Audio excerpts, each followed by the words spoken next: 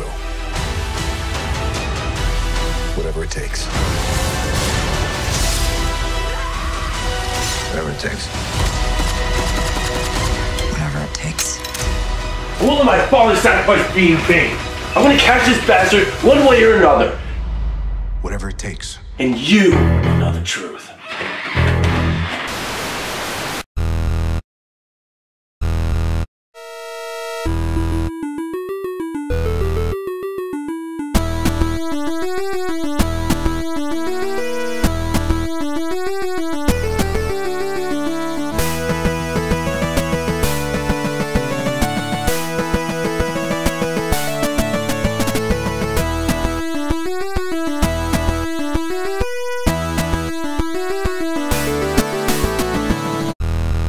This is the Utterly Nonsense Podcast, a weekly show where we explore the latest topics in entertainment, but mostly the stuff that matters to us. You can find us on YouTube, Spotify, iTunes, Google Music, Anchor, SoundCloud, almost anywhere you can get your podcasts, and it'll always be free. But of course you guys knew that already, because you're all subscribing to us on YouTube, which, I mean, if you haven't already, hit that subscribe button. Player 3 has rejoined the game. Hello, YouTube. Jack is back. Holy shit! Our original third host is back. Say hello to everybody. Hi, guys. I'm back. Oh, this is an exciting one. What nonsense have you two have been getting into since I've been gone?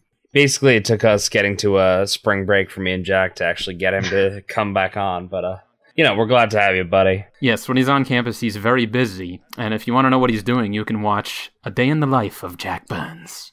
Oh, yeah, seriously, that's literally pretty much every day. No lie. Every single day. Wake up, go to bed, fight Eric, repeat. Yeah, that's blowing up. It's almost St. Patrick's Day, which means you know what? It's that time of the year again. To go watch our St. Patrick's Day special short movie that we made Oh, God. That we made I don't even know how long ago now. I wonder who was in that. It's been 2 years and counting. 2 years and counting. I think we were sophomores. It's so amateur, but it is funny, so check it out. Oh, it's a classic, yeah. It's on the channel. It was... Oh, man. You get to see my original craziness, guys. Yeah. We still wonder to this day if he ever got retribution for his father. Oh, yeah, I did. Yeah, well, you better have, because it's been long enough. And it has been long enough with this intro. So, what is our first topic? CJ, what are we talking about? Well, I mean, we've both, between the three of us, we've seen both Captain Marvel and Alita. I mean, well, I didn't see Alita yet. So, it's probably not shocking to any long-term viewers on our channel that, this was a pretty hot topic issue a few weeks back, that, people were debating. What was the better of the two movies? Why Rotten Tomatoes sort of favored Captain Marvel over Alita, despite the fact that fans weren't crazy about Captain Marvel, but fans were pretty crazy about Alita. So, yeah, now that we've actually seen both movies between the three of us, I think that's pretty apt for debate. Indeed. I mean, Captain Marvel, man, I was just like, it was so hard to find actual words to describe it at the end. Because I was just like, and that's so hard to hear for a Marvel movie because everybody's always got to be like, dude, oh my god, that was awesome. But this one, I was just like, wow, you felt absolutely none of that throughout the entire film. Yeah. Yeah, well, I mean, John actually has some nice things to say about Alita, so why don't we hear from him first before we go into a deep dive in here? Yeah. I'm curious because I actually did not get to see that yet. So yeah. Well, first I'll say I think the whole dissonance you're experiencing with Marvel movies, or at least this one, not being so amazing, is because, like I said last week, brand loyalty. You have to break from it. Remember, not everything from a particular company is going to be golden. True. It's not all going to be the most amazing thing you've ever seen. They can screw up. They can do things that that you might not be interested in, and that's okay. You don't have to suck it all in like some kind of rabid consumer. Just keep them coming, Granny. Oh God. You can take a break once in a while. I've taken a break, but I did go venture out after a while of thinking. I think a few people talking about, reading about Alita changed my mind a little bit. And I thought, well, look, James Cameron is behind it, Robert Rodriguez, and there's no denying their eye for visuals and storytelling. I mean, most of what they've done is pretty great. So it had that going for it. And it looked like a cyberpunk movie, which I love cyberpunk. I like all this synthwave kind of aesthetic. Everything futuristic is what I'm into. And I thought, the whole thing would be saying that CG movies are kind of overdone. I thought, well, I didn't see Aquaman, I didn't see a bunch of things. Maybe I'm being a little too stiff on that rule. So I'll check it out. It's in its last week anyway. So to my surprise, it was pretty damn good. And so good, in fact, that I actually can't wait for them to make another. Because the way it leaves off, it's like, it's almost like an Avengers of Infinity War type thing. Where you're like, no, that can't be it. I gotta see more. I gotta see more right now, damn it. But yeah, it's not just an action movie. There is action, of course, and it's great, because, of course, Robert Rodriguez. But, like, the main character, you look at her, and you see these big, uncanny valley-looking eyes. But I swear, the first time when you're actually sitting there watching the movie, the first time, like, you actually see her by herself on screen, it's like something clicks right away. Like, you can identify with this character, and that applies the whole way through. Like, she never really acts in a way that I'm like, yeah, this is kind of taking me out of it, or, yeah, no, I'm not really with her on this. Like, almost the whole way through, I completely, like, I'm with her, as the one guy says in one of the scenes, but I am, because I feel like she's very identifiable, she's very human, and that's the important thing. She's like... Even though she wasn't technically human. Yeah, well, she's a cyborg. Everything about her is robotic. Yeah, I was going to say android or cyborg. I couldn't remember for the life of me there. Yeah. So, like, everybody in this movie, or it's a movie where being a cyborg is like it's a normal thing, kind of a normal thing. And so we're that far in the future, where cyborgs are just like, whatever. Yes, it's the year 2565 or something like that. All right, yeah, then definitely we are more technologically advanced there. Absolutely.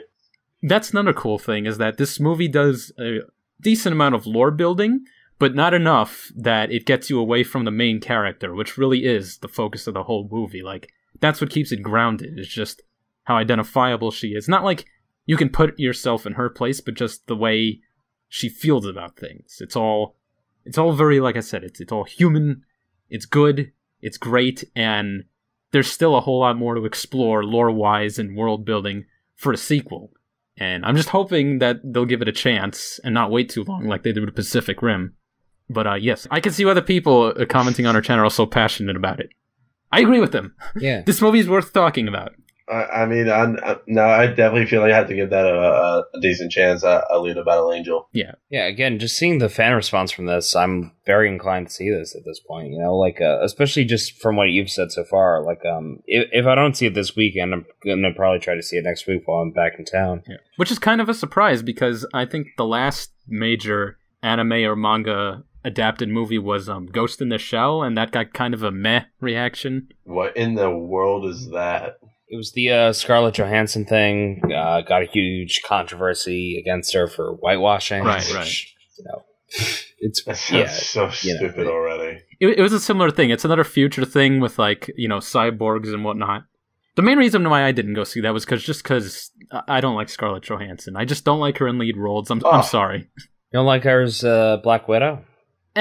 I tolerate her as Black Widow, but she's not even Russian at all, which Black Widow always was in the comics, and nobody speaks up about that. Okay, fair enough, but still, that is my girl Scarlett Johansson being the best goddamn Black Widow. Well, she's the only Black Widow. Exactly. They could do better. I liked her a lot in Iron Man 2. Okay, that was a very good adaptation. Oh, she was awesome, and that was probably her best appearance as Black Widow. I actually think, yeah. I remember Tony was just like, I want one. That and maybe Captain America Winter Soldier she was okay in. I'm very mad about Captain America Winter Soldier. I don't remember that one that well, actually. I don't remember her being that. Yeah, no, it's honestly a pretty forgetable film when you think about it. Decent. It's good. Don't get me wrong. I enjoy it. But it's good, but it's got a deep plot. Yeah. So speaking of meh and unforgettable and forgettable films. Let's talk about Captain Marvel. Let's talk about Captain fucking Marvel again.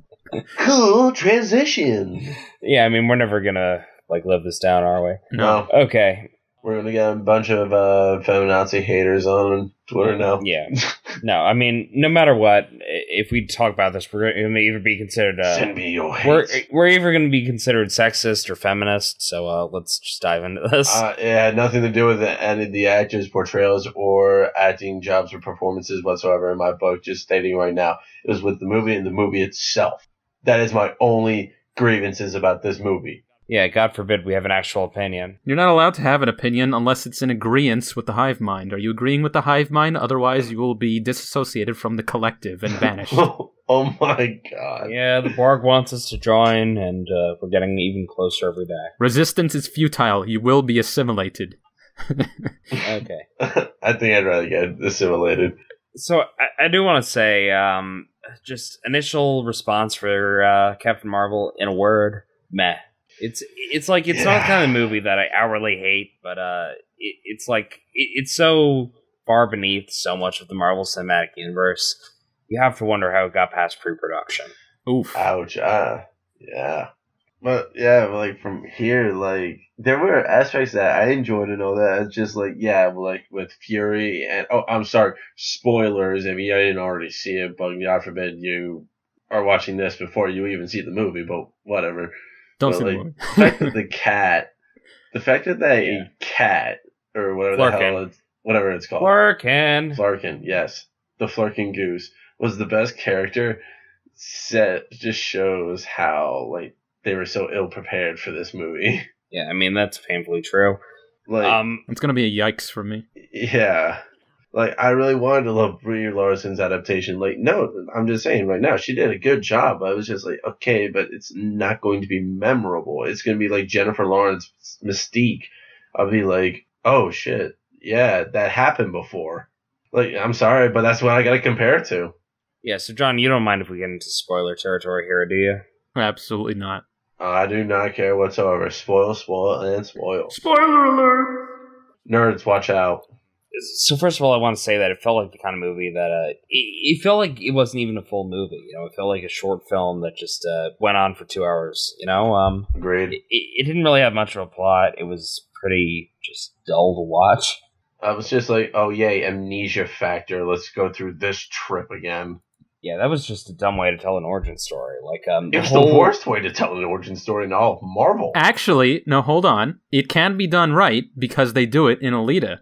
She doesn't remember anything about her past, but she slowly encounters different events that spring up memories from her past life, and they, you know, make her realize who she is and what she's meant to do, and that plays into like a parallel journey. Well, maybe not parallel, but that plays into her whole arc in the movie. Like, where she starts and where she ends up. So it can be done well. So that's not carried out well in my Captain Marvel, especially because the audience knows from, like, point blank. Just, like, the marketing makes it painfully clear what her backstory is. Yeah, they show it in a flash. They're like, oh, look, she's falling, she's tripping on the ground a bunch of times. Hardship, there it is, hardship. Oh, who's this woman? Yeah, so that's basically... Oh, who is this mysterious woman that is building something? Yeah, so that's basically the extent of the character development we get on Brie Larson's Captain Marvel on Carol Danvers. But and I'm like, I'm sorry, that's literally the worst adaptation of an origin story ever from comic to movie. I was just like, really? That's what you're gonna do to Marvel? Like, that's just lazy. I mean, it's something that, like, after Phase 2, Marvel has really been lacking on, but no shit. It just hit a new low with Captain Marvel. It's just a shame, you know, I'm sorry, but I'm less hyped for Endgame now. Like, I'm just most hyped for the next upcoming Spider-Man. Yeah, I mean, that looks awesome. I will say, I think Marvel must have considered, hey, maybe we should make this thing as underwhelming as possible just so Endgame will seem that much better, but, I have to imagine that must have been, like, part of their grand scheme, you know?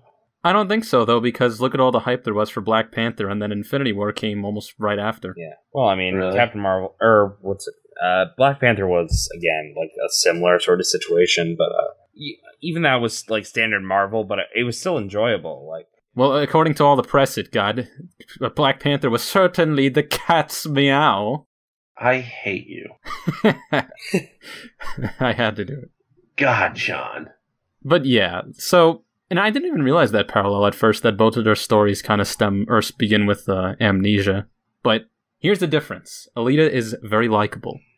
Captain Marvel, or what's her name? Carol Danvers? Carol Danvers. I'm guessing not really, or not as much. Like, is she even a likable character? She was. I mean, She not was really. getting hate on by literally every single man. Yeah, it showed, and only had like one genuine connection with her fellow co-pilot, or like just like fellow air pilot in the Air Force. Even that is like Even severely had like underplayed, no good relationship with parents. So I was just like, okay. Yeah, I mean, like you had one friend. Cool. That's another big thing. Like we talked about like the feminist implications of this thing in the past. Like exactly what, like how the Marvel was forcing the whole feminist agenda on the marketing in the past. There was no need for a feminist agenda in that at all. That's like, seriously, the movie should have said itself. Yeah, I mean, the movie itself wasn't like terrible about it, but there were like two really notable scenes where it just like, you know, plugged that shit. It was so apparent about the whole thing. Like, you know, they could have been like less transparent about the whole thing, you know? Mm-hmm. Like there's a scene at the beginning.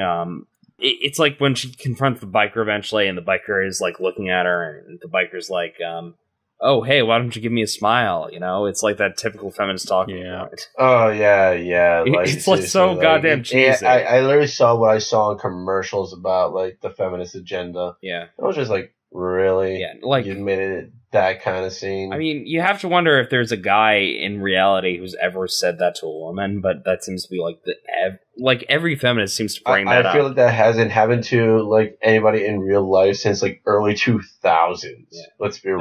It's just like a cheesy movie stereotype at this point. And if people even like, if you do talk like that still, you got problems. I'm surprised there isn't a scene in the movie with her walking around Manhattan and looking for catcalls. Basically. Oh my god. This is why I need to be stronger than everybody. I'll blast all you misogynists. I'm Laser Lady. Here we go. Yeah, I mean, so the other like major feminist point is like the final fight of the actual thing, which is actually really underwhelming because. Like I mean, Jack, you know exactly. I don't even remember the final fight. I mean, that's how sad it is. So I mean, first of all, it's incredibly underwhelming. Like it feels like she's putting in clearly. It felt like she immediately was able to go binary for some bullcrap reason. Like just her whole power set is so inconsistent throughout the whole thing, especially like after she becomes that level. It's ridiculous that she can like destroy a massive space fleet, but it takes her like 5 minutes to actually kill all this Kree army. Yeah. But, like, they play, and you might not be as familiar with this, but there's, like, a No Doubt song, which is Gwen Stefani's band from the 90s. No, I'm not aware of this. It's this song called Just a Girl, where it's like, I'm just a girl doing my whole thing, and she's, like, fighting along to this music, and it's... Really? That's what was playing? Yeah, I remember what that song is now that you're talking about, but I was just like, really? It's just ridiculous. Oh, guys, God. The Marvel Cinematic Universe is sorely lacking in memorable composers? What's the word? No, musical compositions and thematics. So and what do you say for the first female-led film? We have really, really good, memorable music. The first trailer had decent music, so let's take that idea, let's flesh it out, and you're putting in shitty pop songs from the 90s. Get the fuck out my face with that shit. Yeah, basically. What do I care? You're not at my board. Here's what I want to know. And, like, not that I knock superficial character changes, but I don't think this one is very superficial. Why is Mar-Vell a woman? Honestly, I don't get it. Yeah, either. it doesn't really serve a purpose in the grand scheme of things. Like, the character is meant to be sort of a confidant for Carol, but like it's barely touched and on how that are they we had supposed to relationship. know that he was even Captain Marvel in the first place? Yeah, no, it seems like this version of Mar-Vell is just some scientist, and that's really all the character development we get. Like, we don't actually see or her even at that, any like, point. when there was the explosion that they were making contact, and that's how she got her powers in the first place. Yeah. But all right, whatever. No, let's just make an energy core blowing up on her. It just doesn't work on a lot of levels. That's what it comes down to. It's not like she was even chosen by the ring because she was worthy or anything, right? It's just, oh yeah, I was standing by this thing and it blew up, and whoa, here we go. Yeah, that's basically it. It was just such an anticlimactic origin story overall. Yeah, I fully agree. That being said, you know, the movie does have good moments. Goose is a great character. Again, Goose. Goose. Let's talk about Goose. I like. Yeah, Goose. no, I love Goose good Flerken, but I want Goose to have his own movie. That's like the good comic relief of the whole thing. Sam Jackson. DC, get on that. Yeah, Sam Jackson, good as I ever. hear consistently that Nick Fury is the most entertaining on the screen. Yeah, no, he was. Oh my awesome god, he is the best. Yeah, you can't beat a good Sam Jackson performance, you know. Oh, never ever. That's the funny thing. When I see the trailers and I just hear him talk, like, every time he talks, I'm like, yes! But then when she talks and it's just, like, snarky comments or out-of-place sass, it's like, why you gotta come off like that? Yeah. What's your problem?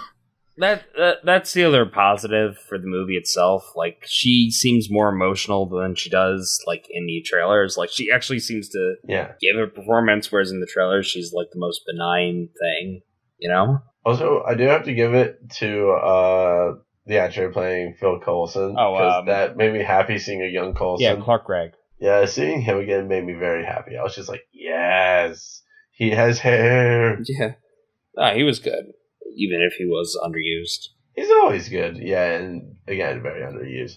He was like, "What was it true, sir? Did a creator burn your eye out because you didn't?" That was another thing that actually bugged me about the whole thing. You know, like it sort of underplays Nick Fury as a character to find out that like the reason he got his scar and his he lost his eye initially is because of fucking Flerken. You know? Yeah, right. I would have rather if they'd have done I was like, oh come on! I would have rather they did a Nick Fury movie and had some cool story. It was like used for comic relief. Oh, what the hell? I want a Nick Fury story right now. That'd be great. Nick Fury, an Avengers story. Yeah, and how they came up with the Avenger Initiative. It was her name. Danvers is his nickname. Yeah. In the Air Force. Carol Avenger Danvers. Real original, Remarkable. Real original. They're kind of retroactively retconning all this shit that's been building up for like 10 years now, and they're saying, oh no, you see, now it's all a result of this one magical, amazing character who you're gonna love in Endgame. Oh, you don't love her? Okay, we'll just kind of minimize her parts in the trailer. Hold on. Yeah, that's unfortunately. Yeah, where's Fury? Good, that's all you better be saying. Yeah. So I mean, the other thing that really bugged me at the whole trail, the whole movie, and I'm just going to touch upon this briefly because I know we have to move on. The Skrulls, like I have mixed feelings about how they use the Skrulls. I actually like Talos. Ben Mendelsohn, I believe, is the guy playing Talos. Oh yeah, that was good. Yeah, he was a great Skrull. I feel like there's no potential now for like a Secret War storyline or any sort of storyline moving forward with the Skrulls.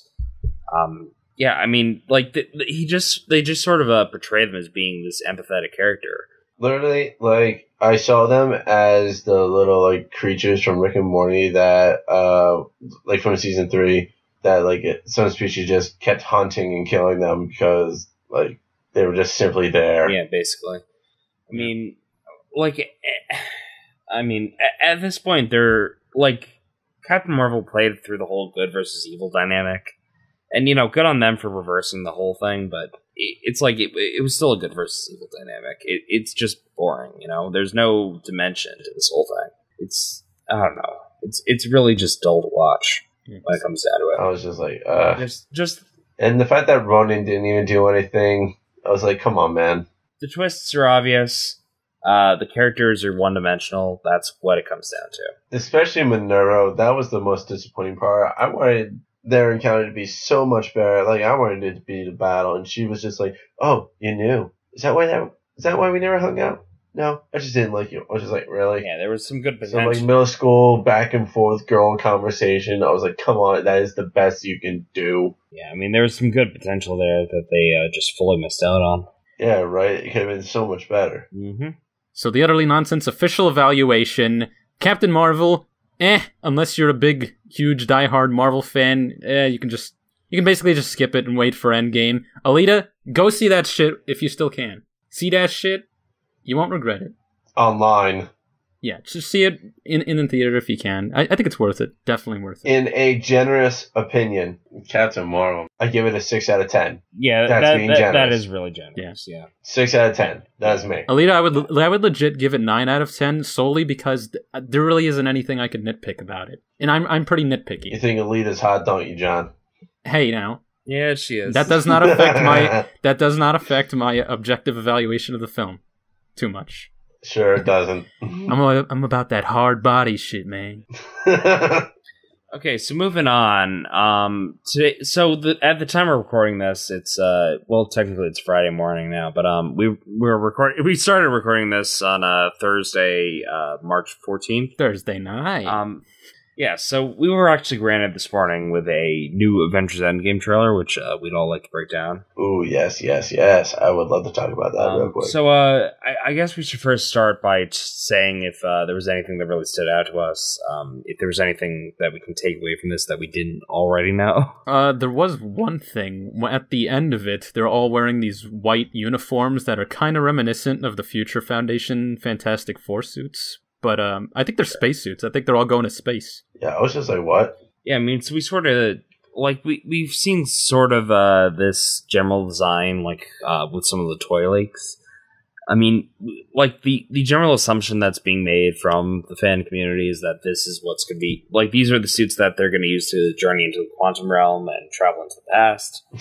Gotta take you back to the past. Thanks to Captain Marvel. Yay. But, What I really gathered from that specific scene was that Tony and Nebula are among those Avengers that will like be donning these suits that will be joining this general fight. Oh, really? Were they? Yeah, no, it's like something that I didn't notice at first, but like with my second and third watching, it became abundantly clear that Tony and Nebula apparently make it back early enough in the movie that they can actually join this last-ditch effort to reverse the snap. Oh yeah, and at the beginning, I guess we all see in theaters. At the beginning, what also stood out was how they show flashbacks from the other movies. So yeah, I don't know if that's just a catch up or that'll actually be in the movie at some point. I'd like to think that they wouldn't dwell on that, but I mean that was what really bugged me about this trailer, and that's why I didn't really love this trailer was because I mean I thought they were going to be doing something to kill Tony Stark off in the beginning because Robert Downey Jr. is not coming back after this. I mean it's abundantly clear that they're going to either kill or retire Tony Stark by the end of this thing. So how they do that is a mystery. Yeah, we'll see. Realistically, it's not going to take place until the very end, whether it's a grand sacrifice or just something lame. But Something got me worried at the very, very end. I thought they were going to pull another, I don't know, I don't want to say Mary Sue type thing, but another maybe advertisement with Captain Marvel. They just show her in front of Thor, and Thor calls his hammer, and I thought that she was going to stick her arm out and catch it and hold it, and I would have been like, no! No! No, but that would have been so funny. She just stands there straight-faced and isn't phased by it when he catches it, and he's just like, this one, I like it. He's like, I like her. So I didn't have to go raging. Which, unfortunately, that caused people on Twitter to think that Thor either was just like, oh, I want to fight her, or I want to wrestle. Yeah. Catch my drift. Wrestle, as in, there's touching involved. Yeah, guys. I think...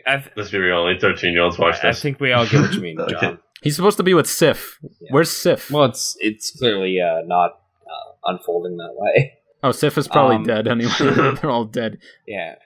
Realistically, I thought this whole trailer was... Rest in peace. Okay, Undertaker. So I thought the whole thing was pretty underwhelming, all things considered. The flashbacks I thought were, nice for the sake of reminiscence, but didn't really do much to further what we already knew about Endgame. Yeah. At this point, it didn't really further much about what we knew beyond the fact that Nebula and Tony somehow made it off of the Milano or whatever that ship. It's the Benatar now, right? They apparently made it off of the Benatar back to Earth before the events of that whole sort of montage took place. Gonna need a montage. Yeah. After watching it, I think I've decided that I will probably get somewhat hype for this movie, just because it's the last Marvel movie I'm going to watch, most likely. I mean, realistically, what else can they do beyond this point that'll get me excited? Nothing, really. Maybe they'll try to revive X-Men. Not a lot for me either. It's gonna be tough for them to stoke interest post Endgame. Yeah. Just especially after Captain Marvel. You have to wonder how much longer the MCU and by that extension, Marvel Studios will last. Yeah. So, yeah, I'm just going to blow my load on this and be done with it. It's going to be overall interesting when it all reaches its climax. So we'll see. Maybe we'll finally get a Black Widow solo movie. No thanks. Yes, please. Okay, so moving on. We did get a few pieces of speculation this past week. We've got The more, I think, apparent of each, which I'm really psyched about.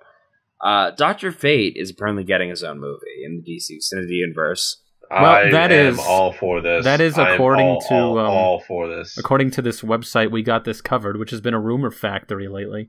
They just say an inside source says. Well, I mean, we can't really go on that for sure, but since you bring it up, we can talk about it because apparently it says that there might be looking to put together a Justice Society of America movie because they don't have Ben Affleck Batman and Henry Cavill Superman hasn't signed on, so forget Justice League 2. It's not going to happen. It's dead. They recast the Deathstroke for the new Titans movie. There's not going to be an Injustice League or a Legion of Doom. It's gone. It's dead.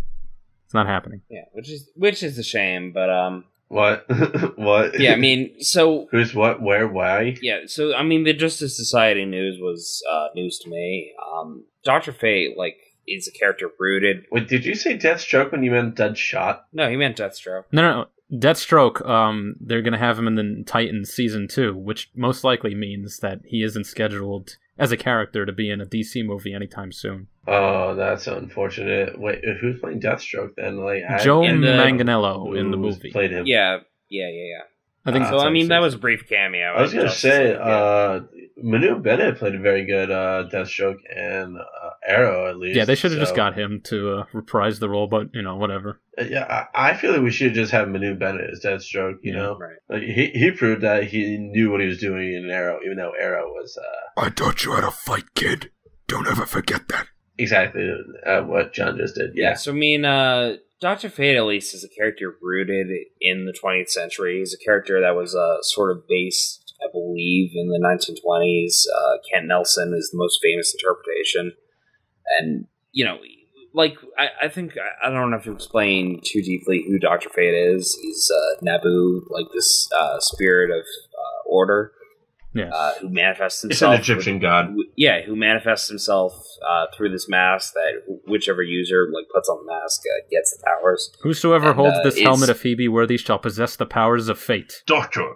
Fate. Yeah, so it's Basically. it's Mjolnir but in hammer form, basically. You mean helmet form? So basically, the spirit turned the 12-year-old into like an adult in like 2 seconds, and it was just like, we're now Dr. Fate. No, that's Shazam.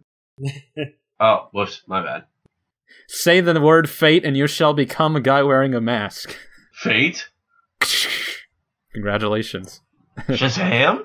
Yeah, so I mean, assuming they choose to go the Justice Society route, they could play it as being like a early 20th century thing and go for a period thing and just introduce a bunch of like long forgotten DC characters. That would Just have be them pretty be part cool. of that. Which, yeah, that'd be Martian Manhunter John Jones. Yes. Come on, Get him in DC. It would give them an excuse to reboot the DCEU without actually having to reboot it. It would give them an excuse to use these older characters without having to like completely destroy the continuity they've already set up. So I mean, I'd go for it. Like I can't really imagine another team they could like seamlessly integrate into the whole thing. Get Jay Garrick in there, Alan Scott. Yeah, I mean- I don't know who else.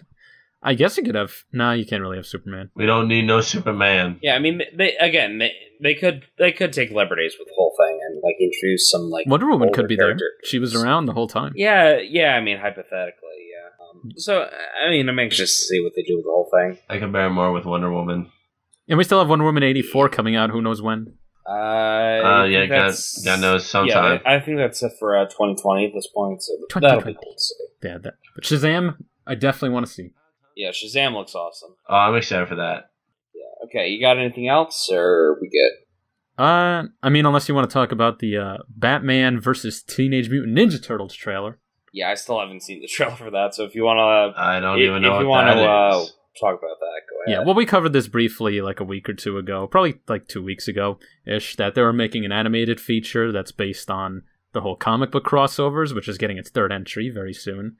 And so I looked at the trailer, and you got some good action. The animation looks great. Basically, it's the Turtles. They come to Gotham. I don't know whether by a dimensional gate or something, but they just say that they're in Gotham. And then Penguin's like, nah, it's the Batman. And then Raphael's like, do I look like a bat to you? And then Batman comes down. He's like, this is my city to protect. And then, of course, they fight a little bit. Googler.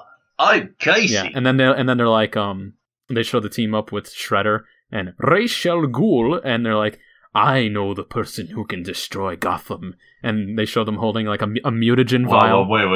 Shredder and Ra's al Ghul join forces? Yes. The League of Assassins and the Foot Clan joining forces. Oh, dear God. And they're basically the same they show thing. you them holding up a mutagen tank in front of the Joker, so who knows what he's going to become. Nothing good. Wait. He gave Ra's al Ghul one of the mutagen tanks? I guess Shredder did. And he's like, yeah, what can you do with this? And the Joker's just like... So, yeah, it looks good. I can show you. It comes out at the end of this month, and I am going to buy it, and I will report on its quality. That's pretty much all to say. Do it looks good. Inform us. Because the Joker loves a good joke. Of course. And this entire episode has been one big fat joke, so without further ado, this has been Utterly Nonsense. You can listen to full episodes of this podcast on any platform where you can find us, and watch the clipped segments during the week, only on YouTube. And you can also check us out on social media, all the links of which will be, you know where, in the description. I'm getting tired. I'm John. He's CJ. That's Jack. I'm back. And as always, it's not news. It's nonsense. 8-bit music, play us out. Yeah.